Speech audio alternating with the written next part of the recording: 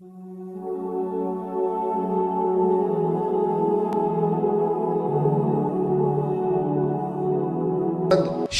والا کام کرے، اور شفقت وہیں ہوتی ہے جہاں کوئی غلطی ہوتی ہے، درگزر وہیں ہوتا ہے جہاں کوئی کوتاہی۔ عورت اطاعت کرے، فرما برداری کرے، اس کو حکم ہے، خامن درگزر کرے، شفقت کرے، اور کوئی کوتاہی دیکھے، کوئی غلطی دیکھے، اس پر پردہ پوشی کرنے کی کوشش کرے۔ یاد رکھیں، اعلیٰ حضرت فاضل بریلوی رحمۃ اللہ علیہ فرماتے ہیں جو مردان خدا ہیں، جو اللہ کے بندے ہیں، جو مردان خدا ہیں، فرمایا ان کا طریقہ تو یہ ہے کہ وہ اپنے گھر والوں کی بڑی بڑی غلطیاں معاف کرتے ہیں، بڑی بڑی کوتاہیاں، بڑی بڑی۔ حضرت ابو الحسن رحمۃ اللہ تعالی علیہ، جناب ابو الحسن خرقانی بہت بڑے درویش صوفی گزرے ہیں، اور صاحب بصیرت اور زندہ اور بیدار مغز صوفی تھے، صرف ہو والے صوفی نہیں تھے۔ ان کو خبر ہی نہیں کہ معاشرے میں میں کھٹکتا ہوں دل عالم میں کانٹے کی طرح، اور تو فقط اللہ ہو اللہ ہو اللہ ہو۔ حضرت ابو الحسن خرقانی خانقاہ بھی آباد کرتے تھے، اور معاشرے میں کبھی ظلم ہوتا تھا تو بادشاہوں کا جا کے حقہ پانی بھی بند فرما دیا کرتے تھے۔ بڑے بیدار مغز اور بیدار ذہن صوفی تھے۔ حضرت بایزید بسطامی رحمۃ اللہ علیہ کے سجادہ تھے، اور محمود غزنوی آپ کا مرید تھا۔ اب بہت صاحب بصیرت بادشاہ ہوا ہے، وہ آپ کا خدمت گزار تو حاضر ہوتا تھا۔ محمود غزنوی کہتے ہیں جب میں پہلے دن گیا تو بابا جی مجھے اٹھ کے نہیں ملے، بیٹھے بیٹھے سلام کیا، واپس آنے لگا تو مجھے چھوڑنے آئے میری سواری تک۔ تو میں نے کہا حضرت جی جب آیا تھا تو پوچھا بھی نہیں اور اب چھوڑنے آ گئے۔ تو فرمانے لگے جب تو آیا تھا تیرے اندر تکبر تھا، تو کہتا تھا مولوی بادشاہوں کو اٹھ کے ملتے ہیں اس لیے نہیں ملا، اور اب تو سوچ رہا ہے کہ نہیں سارے مولوی ایک طرح کے نہیں ہوتے، اس لیے میں تیری عزت دینا تیرے لیے ضروری سمجھا ہے، اس لیے تجھے چھوڑنے آیا ہوں۔ حضرت ابو الحسن بڑے صاحب بصیرت آدمی۔ ایک آدمی یمن سے آیا کئی 100 کلومیٹر کا سفر طے کر کے ملنے، اس نے دروازے پہ دستک دی، حضرت کے گھر کے دروازے، بادشاہ کے پیر ہیں۔ اندر سے بی بی صاحبہ بولی کون ہے دروازے پہ؟ فرمایا میں یمن سے آیا ہوں یا مصر سے آیا ہوں، بڑی دور سے ملاقات کرنی ہے۔ حضرت صاحب کدھر ہیں؟ تو بی بی کہنے لگی تجھے بھی کوئی کام نہیں جس طرح اسے کوئی کام نہیں، تو بھی فارغ ہے اس کی طرح، بس یہی اللہ اللہ یہی ڈیوٹی ہے تیری بھی۔ میں نے کہا یار اتنا بڑا صوفی اور گھر میں اس کا کیا حال ہے، وہ بات کرنے والی۔ تو میں نے کہا جناب حضرت کدھر ہیں؟ تو کہنے لگی وہ کوئی جنگل میں بیٹھا اللہ اللہ کر رہا ہوگا، نہ بچوں کی فکر نہ گھر بار کی فکر، مسئلوں سے بھی پیٹ بھرتے ہیں کبھی، ادھر بیٹھا ہوگا، جا ملنا ہے تو تو بھی چلا جا، دوبارہ دروازے پہ دستک نہ دینا خبردار۔ کہتے ہیں میرے وہ جو میں ایک ذائچہ بنا کے آیا تھا نا اللہ کے ولی کا، وہ میرا سارا ہی ٹوٹ گیا۔ میں نے کہا کچھ نہیں حال، جس کا گھر حال نہیں تو باہر کیا ہوگا، اندر ہی کوئی طبیعت نہیں۔ لوگ فٹافٹ اعتراض کرتے ہیں، کہتے ہیں صاحب فلاں بندے کو نہیں صحیح کر سکے تو، حالانکہ یہ بات اور ہے، یہ پہلو اور ہے۔ نوح علیہ السلام کی بیوی اگر کافر رہ جائے، بیٹا اگر غیر مسلم رہ جائے تو یہ حکمت الہی ہوتی ہے، یہ اللہ پاک کی حکمت ہوتی ہے، حکمت ہوتی ہے۔ اس میں پیغمبر کی تبلیغ میں کوئی اعتراض نہیں کیا جا سکتا۔ اس نے کہا جنگل میں ہوں گے تو بھی چلا جا۔ کہتے ہیں وہ جو میرے ذہن میں ان کا زاویہ تھا، وہ جو ایک شخصیت کا روپ میں بنا کے وہ تو نکل گیا، لیکن میں نے کہا چل اتنی دور سے آیا ہوں بابے سے میل ہی لیتا ہوں، شام ہو گئی ہے رات بھی رہنا ہے۔ کہتے ہیں میں نے جنگل کی طرف منہ کیا تو حضرت جنگل سے آ رہے تھے اور شیر پہ بیٹھے ہوئے تھے، شیر پہ بیٹھے تھے۔ فرماتے ہیں پھر میرے دل میں خیال آیا، میں نے کہا بی بی قابو آتی نہیں اور شیر کو قابو کیا ہوا ہے۔ پھر وسوسہ آیا اتقوا فراست المومن فإنه ينظر بنور اللہ، رواہ ترمذی او کما قال صلی اللہ علیہ وسلم۔ اللہ کے رسول فرماتے ہیں مومن کی فراست قلبی سے ڈرو، وہ تو اللہ کے نور سے دیکھا کرتا ہے، اللہ کے دیے ہوئے نور سے دیکھتا ہے۔ اللہ اکبر۔ جب یہ بات سنی نا، اس نے کہتے میں نے دل میں سوچی تو حضرت میرے دل کی بات جان گئے اور فرمانے لگے او بھائی، کہتے میں نے کوئی حال بتایا نہیں، خود ہی فرمانے لگے میاں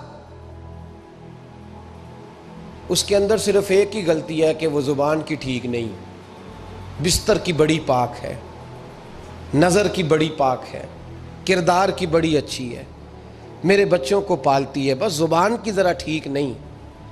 اور فرمانے لگے میں اس نتیجے پہ پہنچا ہوں اگر میں نے اسے نکال دیا تو اور کوئی رکھے گا نہیں، بیچاری زندگی ساری پریشانی میں گزار دے گی، اور پھر اگلے لفظ کہے تو حد ہو گئی۔ فرمانے لگے میں اس بد زبان سے حسن سلوک کرتا ہوں، اللہ نے یہ بے زبان مخلوق میری فرما بردار بنا دی ہے۔ فرمایا یہ میرے وظیفوں چلوں عبادتوں سے نہیں آیا شعر، یہ اس بد زبان سے حسن سلوک کرتا ہوں تو رب نے یہ بے زبان مخلوق میری۔ اب یہ گنجائش، یہ حکم خامند کے لیے ہے، یہ تقریر سن کے بی بی نہ کہہ دے کہ میں نے بد زبان ہونا ہے تو آپ فرما برداری کریں میری، تو یہ جس کے لیے بات ہو اسی تک رہے۔ خامند کو حکم ہے کہ اگر کوئی کوتاہی ہے تو اس کوتاہی کی پردہ پوشی کرے۔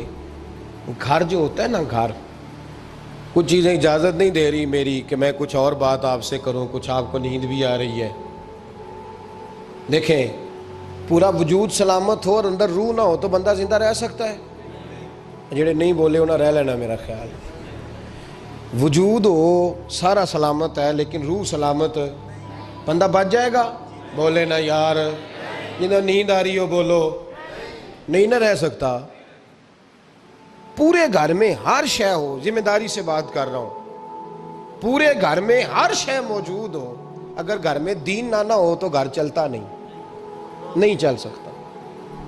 جس گھر میں نماز نہ ہو وہ گھر نہیں چلتا، جس میں قرآن پاک نہ ہو وہ گھر، اس لیے کہ دین روح ہے۔ دین، اگر گھر میں دین نہیں تو گھر چل سکتا؟ سن لے حدیث پاک ترمذی شریف کی، نبی کریم علیہ الصلاۃ والسلام، یہ بھی حق ہے، یہ آخری بات اس عنوان پہ سنیں، یہ حق آخری ہے، اس کو بھی سمجھیں۔ ترمذی شریف میں نبی پاک علیہ السلام نے فرمایا، دعا دی حضور نے، نبی پاک فرماتے ہیں اللہ اس بی بی کو جزائے خیر دے، اللہ اس پہ رحم فرمائے جو سویرے اپنے خاوند کو نماز کے لیے جگاتی ہے، اور اگر نہ اٹھے تو پانی ڈال کے جگاتی ہے، اور فرمایا اللہ اس خاوند پر رحم کرے جو سویرے اپنی بیوی کو نماز کے لیے جگاتا ہے، اور اگر نہ اٹھے تو پانی ڈال کے جگاتا ہے، رحم کرے۔ سب سے زیادہ حق میاں بیوی کا ایک دوسرے کا ساتھ ہی ہے کہ انہیں دیندار بنائے۔ دین کی جس بات کا خامند کو پتہ ہے، اعلیٰ حضرت نے لکھا ہے کہ خامند کی ذمہ داری ہے بیوی کو تعلیم دینا، یہ اس کی ڈیوٹی ہے پردے کا پابند کرانا، اس کی ذمہ داری ہے کہ اسے قرآن و سنت کے جو احکام پتہ ہے اپنی بیوی کو سکھائے، اس کو بتلائے، اس کو سمجھائے، ذمہ داری ہے اس کی۔ فرمایا اللہ اس پہ رحم کرے، ذمہ داری ہے، ایک دوسرے کو مذہب سے آشنا کریں، پیار کے ساتھ محبت کے ساتھ قائل کریں۔ خامند بڑی باتوں میں روٹھ جاتا ہے، اگر کبھی اس بات پہ بھی روٹھ جائے کہ آج نہیں روٹی کھانی تیرے ہاتھ کی، انہیں نماز ہی نہیں پڑھی تو آج نہیں میں نے تیرے ساتھ کوئی بات کرنی اس لیے کہ تیری آواز گلی میں نے سنائی دی ہے مجھے، تو خامند کو چاہیے کہ اسے دینداری سکھائے۔ عورت کو بھی چاہیے کہ وہ کہے صاحب تھوڑی روٹی کھا لینی ہے لیکن مہربانی کریں حلال رزق لے کے آئیں، مجھے زیادہ کپڑوں کی ضرورت نہیں، میں پرانے پہ گزارا کر لوں گی لیکن میرے بچوں کے حلق سے ہرا نہیں گزرنا چاہیے کہ دینداری ایک دوسرے کو سکھائیں، ایک دوسرے کو۔ حضرت سلطان باہو کا نام تو سنا ہوگا آپ حضرات نے، الحمدللہ کافی لوگوں نے سنا ہوگا۔ حضرت سلطان باہو رحمۃ اللہ علیہ کے جو والد تھے ان کا نام تھا حضرت بازید، جاگیردار تھے، دنیا دار تھے، بہت بڑے مالدار تھے۔ فرماتے مذہب کی طرف میرا رجحان نہیں تھا، چوتھی شادی کی بی بی راستی کے ساتھ۔ بی بی صاحبہ بڑی نیک تھی، بی بی صاحبہ کہتی ہیں میرا دل کرتا تھا میرا خامد بھی نمازی ہو جائے، اور عام دنیا دار نہیں تھے، 7 جاگیروں کے مالک تھے۔ بڑا مشکل ہوتا ہے، پیران نظام کے آستانوں پہ غریب لوگ رہ گئے، جڑا 4 جماعتاں پڑھ جائے یا پیسے آ جائیں انہوں نے تو کسی پیر دی لوڑ ہی کوئی نہیں، اور اگر بندہ مالدار ہو تو کئی پیروں دے آپ مرید ہوندے نے، وہ کہتے ہیں مینوں آپ کنے پیر سلوٹ کر دیں۔ ایک صاحب نے میری ایک دفعہ افطاری کی تو کہنے لگے آپ کی افطاری ہے، اس جگہ ایک اجتماع سے میں نے بیان بھی کرنا تھا، تو واپسی پہ ان کے ہاں انہوں نے مجھے فوٹویں دکھانی شروع کر دی۔ اب یہ بھی ایک مسئلہ ہے نا، کیا کہتے ہیں اس کو، سیلفی جی، بڑے بڑے سیانے بندے ساری دیہڑی یہی کام کر دے رہے اور کم ہی کوئی نہیں سرے، تو وہ مجھے تصویریں دکھانے لگے، اے پیر صاحب دی بھی میں دعوت کیتی، اے پیر صاحب دی بھی میں دعوت کیتی، اے پیر صاحب دی بھی میں دعوت کیتی، اے پیر صاحب دی بھی میں دعوت، ان 14-15 پیر مجھے گنوا دیے۔ تو کھانے تو بعد مینوں کہنے لگے کہ تسی دوبارہ کدو آؤ گے؟ میں کہا جدو تسی 200 بندے نو میرا بھی نام دس لو گے ادو آ جائیں گے۔ اب مالدار آدمی ہے نا، تو اب بعد میں مجھے ایک دو دفعہ انہوں نے فون کیا، میں کہا وہ بڑے بڑے پیران دی اس لسٹ وچ میں اپنا نام نہیں شامل کرانا چاہتا، میں نے تو نہ چھوٹیاں چھوٹیاں جی رہن دے بھائی، ہم بچتے ہیں اس کام سے، بچتے ہیں ایسے آدمی سے۔ وہ کسی درویش نے کہا تھا جس کی ہر بات میں پوشیدہ ہو نشتر کی چبھن، ایسے ہر صاحب احسان سے ڈر لگتا ہے، بچنا چاہیے۔ تو مالداروں کے تو آپ بڑے مرید ہوتے ہیں، کئی پیر حاضریاں دیتے پھرتے ہیں، کہیں مولوی دست نگر ہوتے ہیں، معاذ اللہ، اللہ خودداری اور عزت نفس عطا کرے، آمین تو کہہ دیجئے، دینداری کے اللہ توفیق عطا فرمائے۔ تو بہت بڑے جاگیردار تھے حضرت سلطان باؤ رحمۃ اللہ علیہ کے والد۔ بی بی شیبہ کہتی ہے نمازی بنانا تھا خاوند کو۔ کس کو؟ کس نے؟ بولے کس نے نمازی بنانا ہے؟ اور بیوی کو کس نے بنانا ہے؟ پکی گل نے جی؟ میں ایک کونسلر صاحب نوں میں کہا ماشاءاللہ جیت گئے ہو؟ کہندے ہاں جی۔ میں کہندے جی کوئی حکم ہوئے تو میں دسو۔ میں کہ حکم ہے کہ تسی اپنے ہلکے دے بندیاں دی ڈیوٹی لانی، کیڑا کیڑا نماز حاضری لانی ہے، کیڑا کیڑا نماز پڑھنا ہوندا ہے تے کیڑا کیڑا نہیں ہوندا۔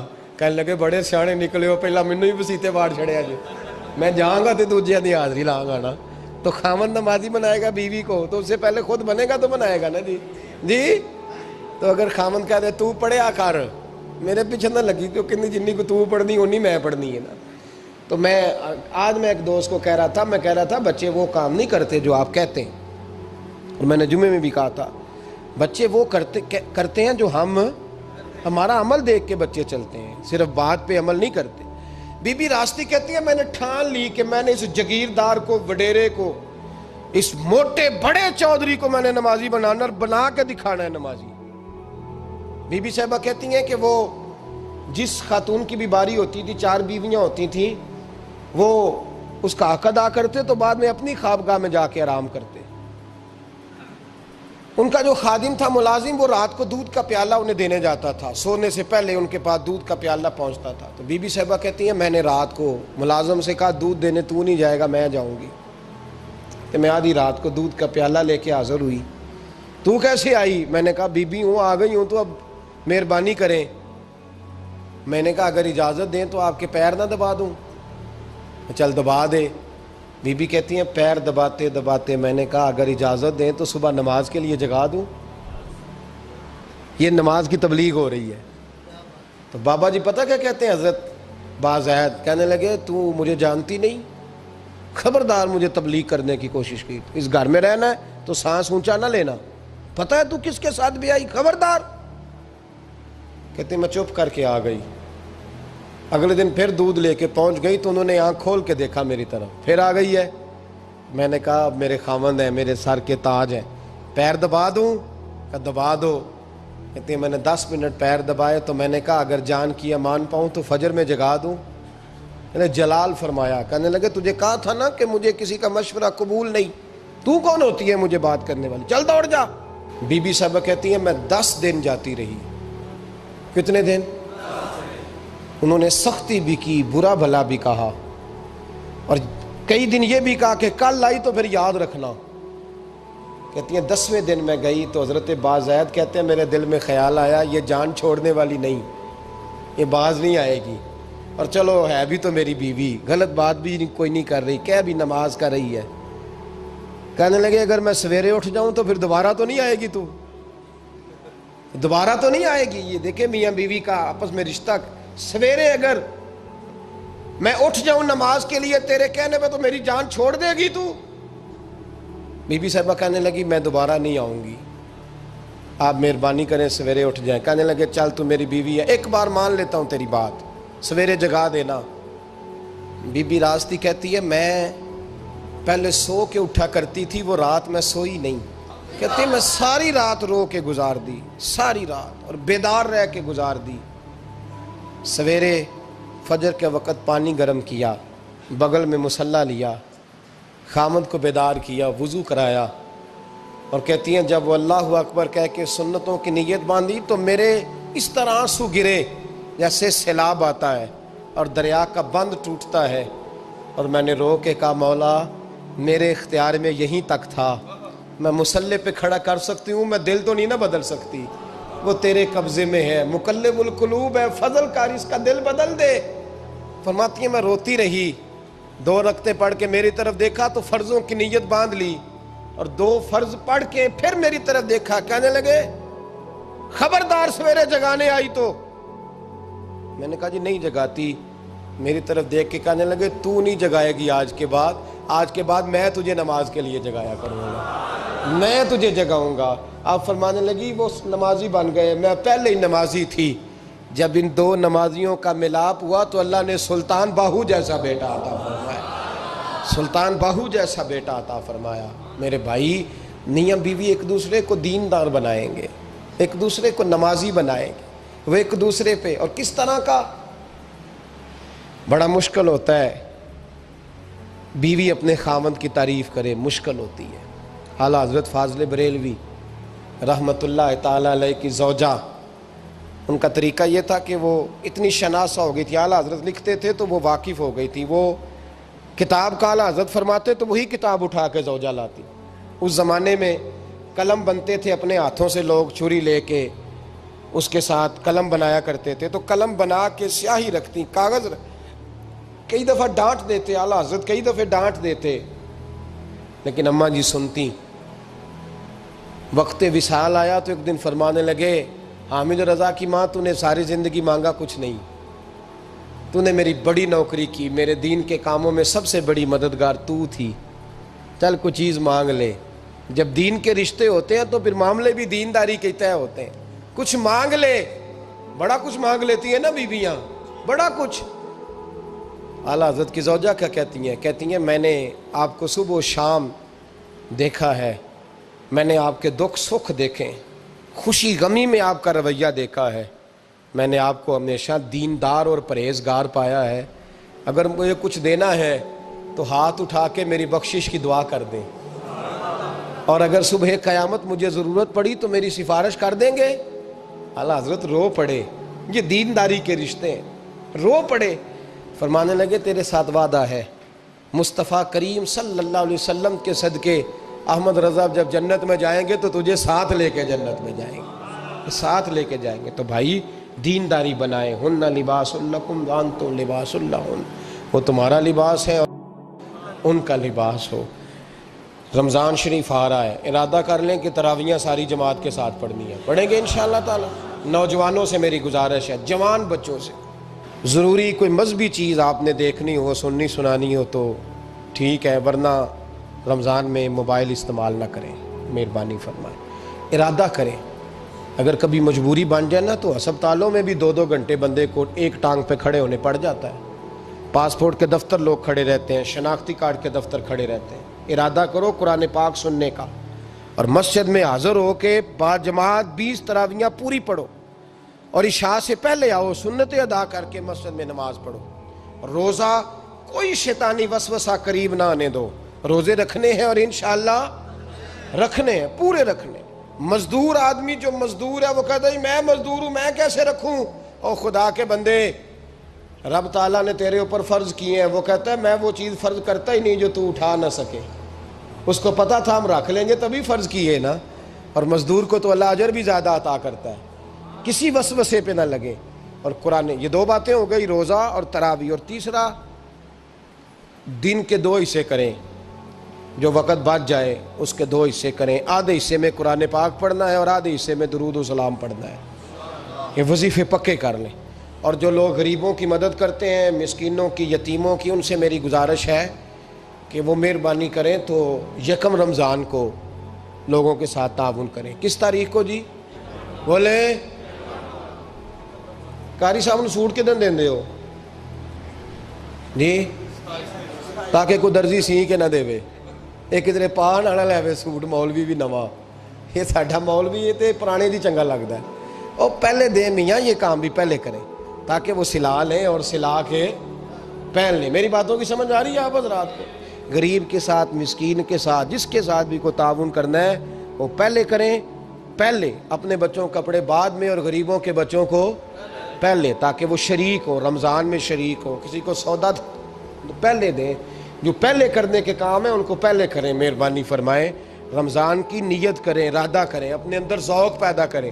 میں نے اپنے دوستوں کو کل سبق دیا ہے کہ کام مجبوری سے بھی ہو جاتا ہے اور شوق سے بھی، لیکن مجبوری سے کرنے سے مزہ نہیں آتا، شوق سے کریں تو مزہ ہی آ جاتا ہے، مزہ نہیں، مزہ ہی آ جاتا ہے۔